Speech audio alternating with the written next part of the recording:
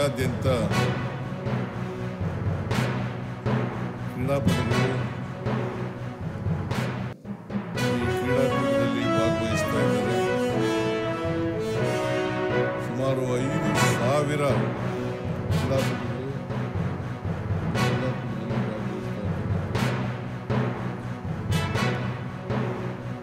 ಅವರೆಲ್ಲರಿಗೂ ಕೂಡ ಶುಭವಾಗಲಿ ಅಂತೇಳಿ ಹಾರೈಸಲಿಕ್ಕೆ ಬಯಸ್ತಾ ಇದ್ದೇನೆ. ಕ್ರೀಡೆಯಲ್ಲಿ ವಿಜೇತರಾಗ್ತಕ್ಕಂಥದ್ದು ಅಷ್ಟೇ ಮುಖ್ಯ ಅಲ್ಲ, ಕ್ರೀಡಾಕೂಟದಲ್ಲಿ ಭಾಗವಹಿಸ್ತಕ್ಕಂಥದ್ದು ಬಹಳ ಮುಖ್ಯ.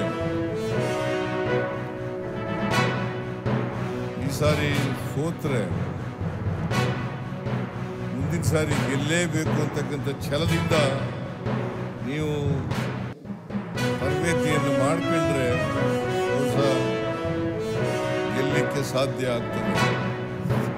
ಅದರಿಂದ ಈ ಕ್ರೀಡಾಕೂಟದಲ್ಲಿ ಗೆದ್ದವರಿಗೆ ಮತ್ತು ಸೋತವರಿಗೆ ಇಬ್ಬರಿಗೂ ಕೂಡ ನಾನು ಧನ್ಯವಾದಗಳನ್ನು ಹೇಳಲಿಕ್ಕೆ ಬಯಸ್ತಾ ಇದ್ದೇನೆ, ಅಭಿನಂದನೆಗಳನ್ನು ಹೇಳಲಿಕ್ಕೆ ಬಯಸ್ತಾ ಇದ್ದೇನೆ.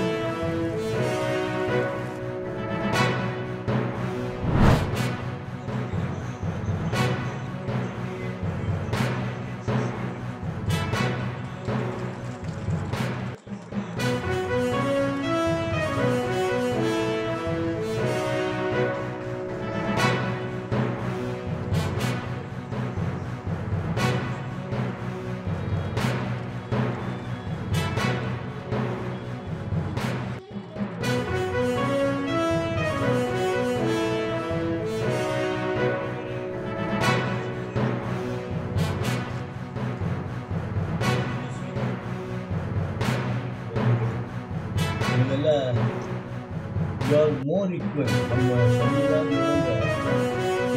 is equal. Everyone is equal. ಆದರೆ ಅಧಿಕಾರದಲ್ಲಿದ್ದವರು ದೇ ಆರ್ ಮೋರ್ ಈಕ್ವಲ್ ಅಂತ ಅಂತಿರ್ತೇವೆ ನಾವು ಟೀಕೆ ಮಾಡಿ. ಬಟ್ ಅವನೇ ಹೇಳೋದು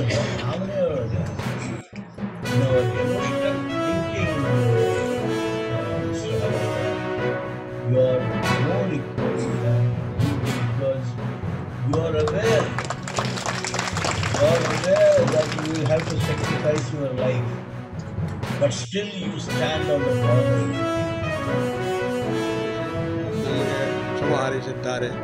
ಈ ಒಂದು ಸಮುದಾಯ ಭವನ ಆಗಲಿಕ್ಕೆ ಕಾರಣೀಭೂತರಾದಂಥ ನಮ್ಮ ಎಲ್ಲ ಮಾಜಿ ಸೈನಿಕರು ಹಾಗೂ ವೀರನಾಯಕರು ಹಾಗೂ ಸರ್ಕಾರದ ಅನುದಾನದಿಂದ ಒಟ್ಟು 80 ಲಕ್ಷ ರೂಪಾಯಿ ಬಂದಿರುತ್ತದೆ. ಆ ಒಂದು 80 ಲಕ್ಷ ರೂಪಾಯಿದಲ್ಲಿ ಇವತ್ತಿನ ದಿನ ನಮ್ಮ ಮುಖ್ಯ ಉದ್ದೇಶ ನಮ್ಮ ಯುವಕರಿಗೆ ತರಬೇತಿಯನ್ನು ಕೊಡುವುದು ಹಾಗೂ ನಮ್ಮ ಮಾಜಿ ಸೈನಿಕರ ಹಾಗೂ ಸಮಾಜದಲ್ಲಿ ಕೆಲಸ ಮಾಡುವವರಿಗೆ ಒಂದು ಸಮುದಾಯ ಭವನ ಅವಶ್ಯಕತೆ ಇತ್ತು.